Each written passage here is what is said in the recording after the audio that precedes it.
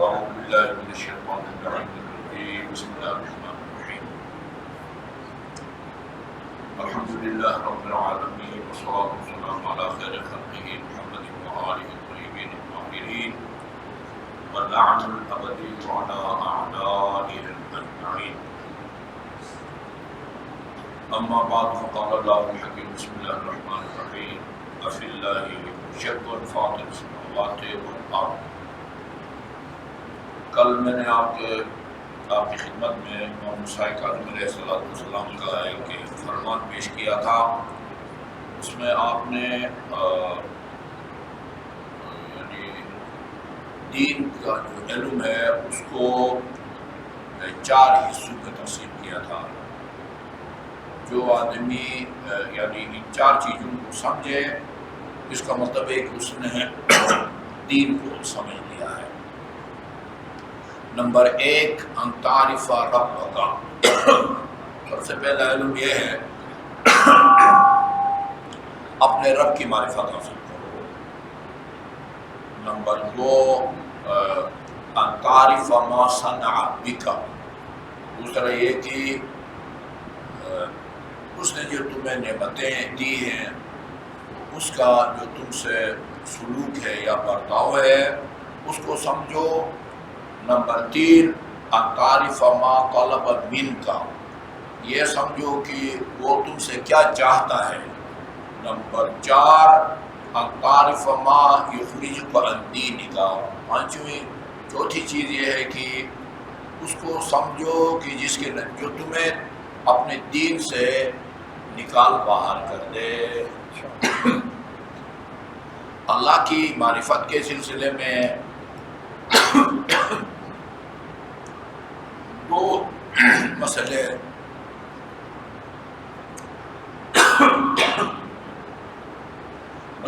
زیر بحث آتے ہیں. 2 مسئلے زیر بحث آتے ہیں. ایک مسئلہ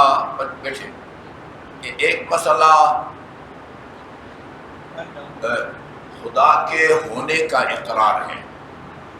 اس کو ذرا توجہ سے سنیے. خدا کے ہونے کا اقرار. ایک تو مشکل ہمیں یہ پیش آتی ہے کہ بعض الفاظ جو عربی زبان میں علمی لحاظ سے وہ بہت آشکار ہیں ہمارے لیے، لیکن معاشرے کے اکثر لوگوں کے نزدیک ان کا مطلب کچھ اور ہے. یہ اس کے بڑے خطرناک نتائج نکلتے ہیں. فارسی میں آج کل سازش صلح و صفائی کو کہتے ہیں. صلح و صفائی کو ہمارے ہاں کیا ہے تو گالی ہے تقریباً. یہ فلاں آدمی سازشی ہے، لوگوں کے خلاف منصوبہ بندی کرنے والے کو سازشی کہتے ہیں نا. سازش صلح و صفائی. اچھا، فارسی میں برداشت ہم کسے کہتے ہیں؟ یہاں صبر کرنا یعنی تحمل کرنا. کہیں درد ہو رہا ہو تو اس کو برداشت کرو بھائی، واویلا فریاد نہ کرو، برداشت کرو. فارسی میں برداشت، مثلا میرے درس کے ختم ہونے کے بعد میں آپ سے پوچھوں کہ میرے درس کی آپ کی کیا برداشت ہے. برداشت کا مطلب تاثر، ٹوٹل آپ نے کیا نتیجے نکالا، کیا تاثر لیا ہے، اس کو وہ کہتے ہیں برداشت. اچھا، اب اس کو میں فارسی والے معنی میں استعمال کروں، آپ میں سے اکثریت جو ہے وہ ظاہر ہے اس کو اردو والا معنی لیں گے. اسی طرح یہ لفظ وجود ہے. لفظ وجود عربی میں وجود ہستی کے معنی میں آتا ہے، یا فلسفہ کی زبان میں ہستی، کسی کا ہونا نہ ہونے کے مقابلے میں کہتے ہیں نا وجود و عدم. وجود و عدم، وجود یعنی موجود ہونا، عدم یعنی نہ ہونا، معدوم ہونا. ایک مسئلہ اللہ کی معرفت کے بارے میں ہے کہ بندہ اقرار کرے کہ خدا ہے، دہری نہ بنے، ملحد نہ بنے، بلکہ خدا کو مانے کہ خدا ہے. ٹھیک ہے نا جی. دوسرا مرحلہ یہ ہے کہ وہ خدا جو ہے اس کی حقیقت کیا ہے. اچھا، قرآن میں اللہ تعالیٰ نے اپنے بارے میں دو متضاد الفاظ استعمال کیے ہیں، دو متضاد الفاظ۔ ابھی ہم یہ کہہ سکتے ہیں کہ یہ مسجد امام بارگاہ کا حال تاریک بھی ہے اور روشن بھی ہے، اندھیرا بھی ہے اور اجالا کہتے ہیں نا، ہاں اجالا بھی ہے۔ یہ نہیں ہو سکتا۔ اگر تاریک ہے تو پھر روشن نہیں ہے، اگر روشن ہے تاریک نہیں ہے۔ لیکن امیر المومنین نے اللہ تعالیٰ کے بارے میں دو متضاد، خود خدا نے اپنے بارے میں دو متضاد الفاظ استعمال کیے ہیں۔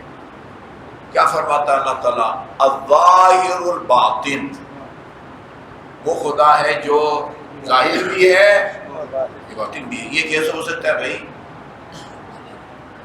وہ پہلے میں نے مثال دی ہے متضاد کے لیے نا، جس کی داڑھی نہ ہو پیدائشی طور پر، اس کو کیا کہتے ہیں؟ کھودا کہتے ہیں نا۔ اچھا، فارسی میں کھوسا کہتے ہیں۔ ریش پہن اسے کہتے ہیں جس کی گھنی داڑھی ہو۔ آپ کہیں بھائی آج میں نے ایک بندے کو دیکھا، ایک گھنی داڑھی والے کھودا کو دیکھا، یہ ہو نہیں سکتا بھائی اگر کھودا ہے تو پھر گھنی داڑھی نہیں ہو سکتی ہے، گھنی داڑھی ہے تو پھر وہ کھودا نہیں ہوتی۔ یہ دونوں کیسے جمع ہوتے ہیں؟ یہ اللہ کو آپ ظاہر بھی کہیں باطن بھی کہیں، یہ ایسا ہے جیسا آپ کہیں کہ بھائی یہ ایک گھنی داڑھی والا کھودا، حال تاریک بھی ہو اور روشن بھی ہو۔ اس کا کیا مطلب ہے؟ کہ خدا فرماتا اپنے بارے میں فرماتا ہے میں ظاہر بھی ہوں اور باطن بھی ہوں۔ اس کا مطلب یہ ہے، یہ لحاظ مختلف ہے، یہ توجہ کیجئے، لحاظ مختلف ہے۔ اعتبار کہیں، لحاظ کہیں، جہت کہیں، پہلو کہیں، اللہ تعالیٰ اس کو چھوڑیں، اس کو چھوڑیں، میری طرف دیکھیں۔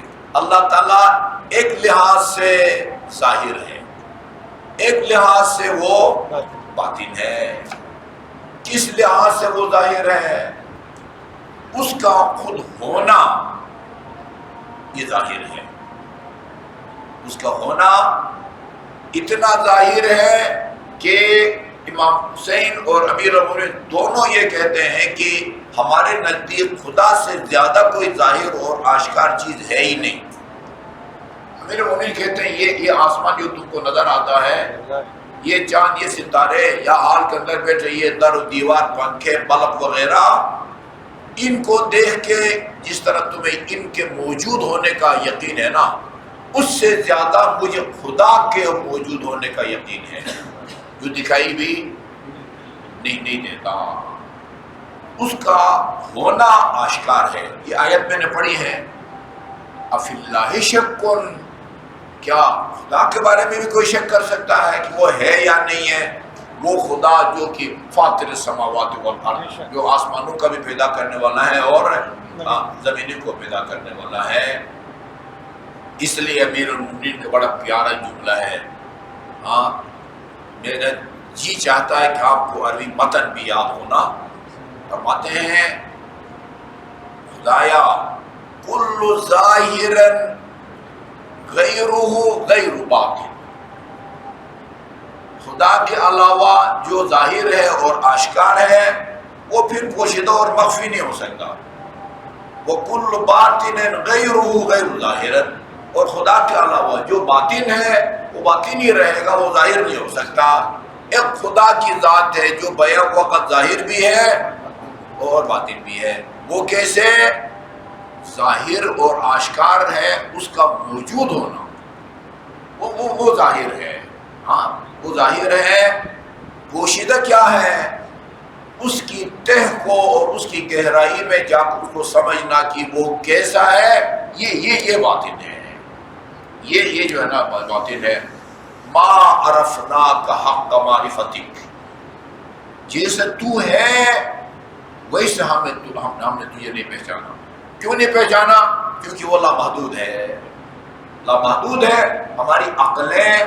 ہماری عقل کا دائرہ کار محدود ہے، وہ کبھی بھی لامحدود کا احاطہ نہیں کر سکتا، احاطہ نہیں کر سکتا۔ عجیب بات یہ ہے کہ یہاں دو چیزوں کا ذکر کیا ہے نا امام موسیٰ کاظم علیہ السلام نے، ایک اللہ کی معرفت اور دوسرا ما صنع بک، جو کچھ اس نے تمہیں دیا ہے اس کو بھی سمجھو کہ خدا نے تمہیں کیا کچھ دیا ہے، اور اس کو پہچانو، اور اس کو پہچاننے کے بعد جو کچھ اس نے تمہیں دیا ہے اس کو بھی پہچانو۔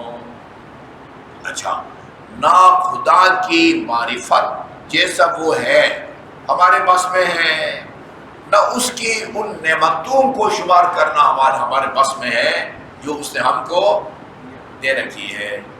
ان تعدوا نعمت اللہ لا تحصوها، تم اگر اللہ تعالیٰ کی نعمتوں کو گننا چاہو تو ان کا شمار نہیں کر سکو گے۔ اب ایک مرتبہ درود بھیجیں ذرا اپنے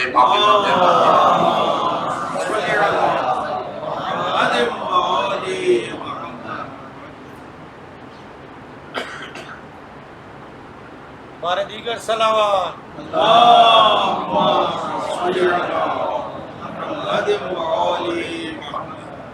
اچھا جی، فرماتے ہیں کہ الامام زین العابدین اذا قرأ هذه الآیہ، جب بھی امام زین العابدین علیہ السلام یہ آیت پڑھتے تھے نا، ان تعدوا نعمت اللہ، یا یہ ہے، یا ان تعدوا نعمت اللہ لا تحصوها، اگر تم اللہ تعالیٰ کی نعمتوں کو گنو تو ان کا احصاء نہیں کر سکو گے، ان کو اول سے لے کر آخر تک ان کو مکمل طور پر گن نہیں سکو گے۔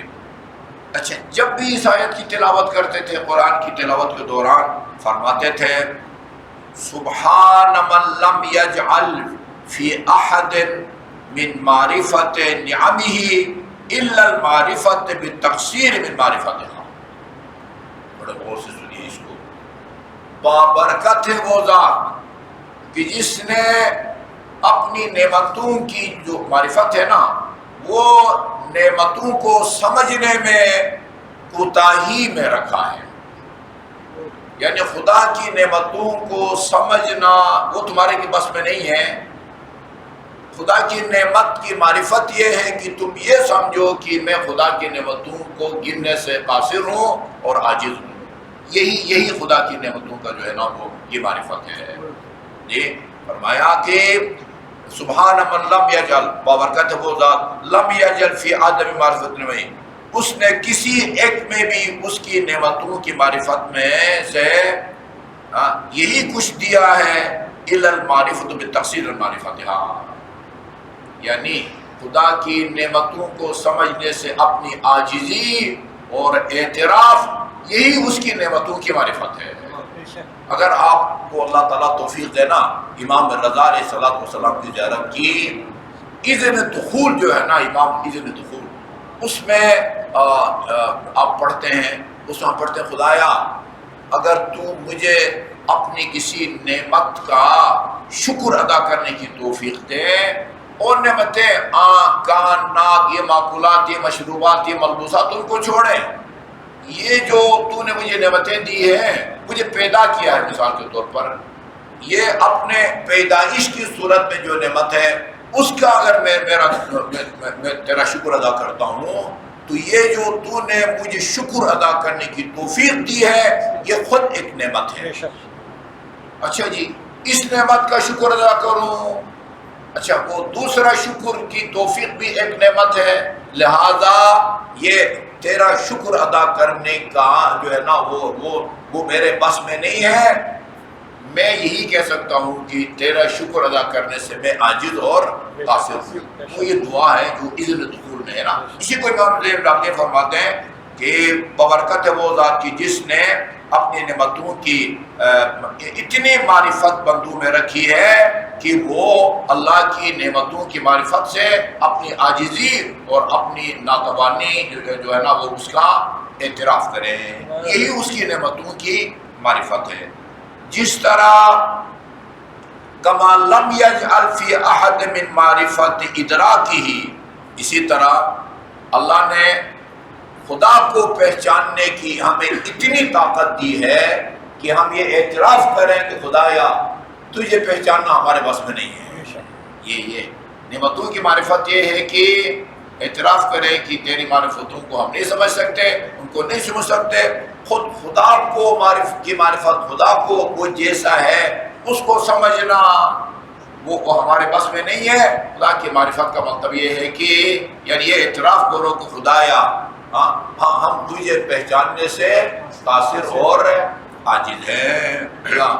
اللہ بتقصیر معرفت یا کما لم یجعل فی احد من معرفت ادراکی اکثر من العلم بانہ لا یدرکہ۔ بس اللہ تعالیٰ نے اپنی مخلوق میں اپنی اتنی معرفت رکھی ہے یا اتنی معرفت کی طاقت رکھی ہے کہ وہ اعتراف کرے کہ خدایا ہم تجھے اس طرح نہیں پہچان سکتے جیسا تو ہے۔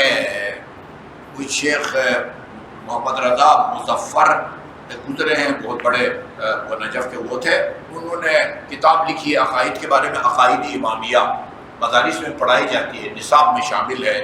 اس کے اندر اللہ تعالیٰ کی معرفت کے ذیل میں امام محمد باقر علیہ السلام کے ایک فرمان کو اپنی کتاب کے متن میں شامل کیا ہے۔ امام محمد باقر کی اس فرمان کو اپنے متن میں شامل کیا ہے۔ امام محمد باقر علیہ السلام فرماتے ہیں کلما میزتموہ بادق معانی ہے، تم جتنی بھی گہرائی میں جا کے اللہ تعالیٰ کا تصور کرو، نہج البلاغہ کو پڑھا، سیف السجادیہ کو پڑھا، اس مولوی کا لیکچر سنا، اس مولوی کا لیکچر سنا خدا کی معرفت کے بارے میں، ان تمام دعاؤں کو خطبوں کو پڑھ کے اور لیکچراروں کے لیکچروں کو سن کے تمہارا اللہ کے بارے میں ایک تصور تمہارے دماغ میں پیدا ہوگا، یہ یقین مانو کہ وہ خدا نہیں ہے، وہ تمہاری عقل کی پیداوار ہے۔